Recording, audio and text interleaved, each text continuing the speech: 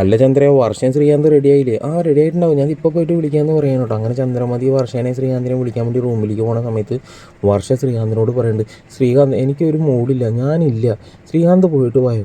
എന്താ വർഷം നീ അങ്ങനെ പറയണം, നീ വരാമെന്ന് സമ്മതിച്ചല്ലേ?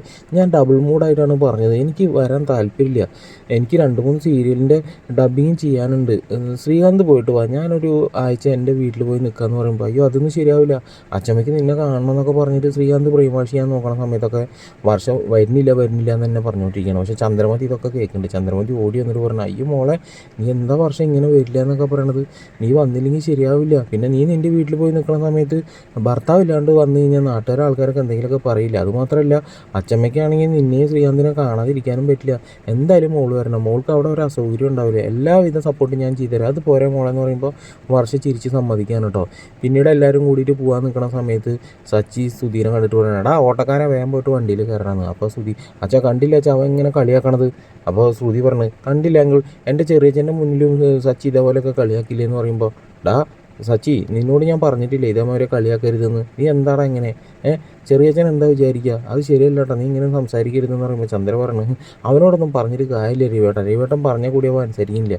ഓ പിന്നെ ഇവൻ്റെ ചെറിയച്ഛൻ എന്താ, ചെറിയച്ഛൻ ഇവനെ കണ്ടാൽ തന്നെ അറിയാം ഇവനെ അസലൊരു ഫ്രോഡാണെന്ന്, അതുകൊണ്ട് അങ്ങനെ പറയുന്നു വേണ്ടെന്ന് പറഞ്ഞിട്ട് സച്ചി പറഞ്ഞു, എന്താ വായടക്ക് സച്ചി, വണ്ടി കയറാൻ നോക്കും, മതി എല്ലാവരും സംസാരിച്ചത് കയറാൻ നോക്കുമെന്ന് പറഞ്ഞിട്ട് എല്ലാവരും വണ്ടിയിൽ കയറാൻ കേട്ടോ. അപ്പോൾ സച്ചിയുടെ വണ്ടിയിൽ നമ്മുടെ രവിവേട്ടനും ചന്ദ്രമതിയും രേവതിയാണ്.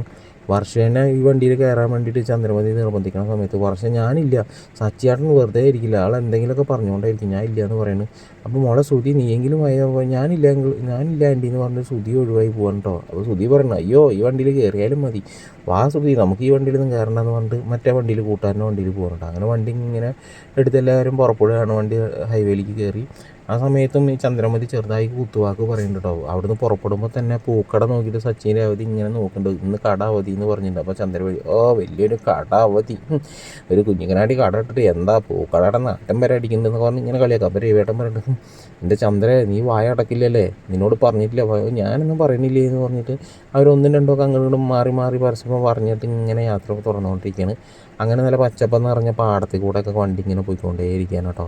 അപ്പോൾ നമ്മുടെ വർഷയെടുത്ത് ചോദിക്കുന്നുണ്ട്, വർഷയെ കണ്ടില്ല, ഇതാണ് നാട്, എങ്ങനെയുണ്ടെന്ന് പറഞ്ഞു. എന്ത് നാടത്, ഇത് വെള്ളം ഇതൊന്നും കാണിക്കുന്നു, സിനിമയിലൊക്കെ നല്ല ഇതൊക്കെ ഉണ്ടായിരുന്നില്ല എന്നൊക്കെ പറഞ്ഞിട്ട് നാടിനെ കുറ്റപ്പെടുത്തി സംസാരിക്കുമ്പോൾ ആ ഡ്രൈവർ പറയാണ്, അയ്യോ മോളെ എന്താ നീ ഇങ്ങനെ പറഞ്ഞു, നീ ഒരു ഡബ്ബിങ് ആർട്ടിസ്റ്റ് അല്ലേ, നിനക്കറിയില്ലേ, അതൊക്കെ വേറെ സിനിമയിൽ പല സ്ഥലങ്ങളിലായിട്ട് വീഡിയോ പിടിച്ചിട്ട് എഡിറ്റ് ചെയ്യണതാണ്, ഒക്കെ ഒറിജിനലൊന്നും അല്ല, ഒക്കെ എഡിറ്റിംഗ് വേർഷൻ ആണെന്നൊക്കെ പറഞ്ഞ് സംസാരിക്കുകയാണ്. ഈ സമയം സച്ചിയുടെ വണ്ടിയിൽ പോണ സമയത്ത് ചന്ദ്രമതി പറയുന്നുണ്ട്, അതേ ചെറിയച്ഛൻ വന്ന വശം തന്നെ കാല് പനിനീർ പൂവിൽ കഴുകണമെന്നൊക്കെ പറയുന്ന സമയത്ത് സച്ചി, എന്തിനാണ് പനിനീർ പൂവ് വെള്ളത്തിൽ കഴുകണത്, അതിലും അതൊരു പനിനീറിൻ്റെ കുളം തന്നെ പണിയാണ്, അപ്പോൾ പിന്നെ ആ കുളത്തിൽ അങ്ങോട്ട് മുക്കിയാൽ മതിയില്ലെന്നൊക്കെ പറഞ്ഞിട്ട് ഇപ്പോൾ രേവതിയും രവിവേട്ടനൊക്കെ പൊട്ടിച്ചിരിക്കാനുണ്ട് സുഹൃത്തുക്കളെ.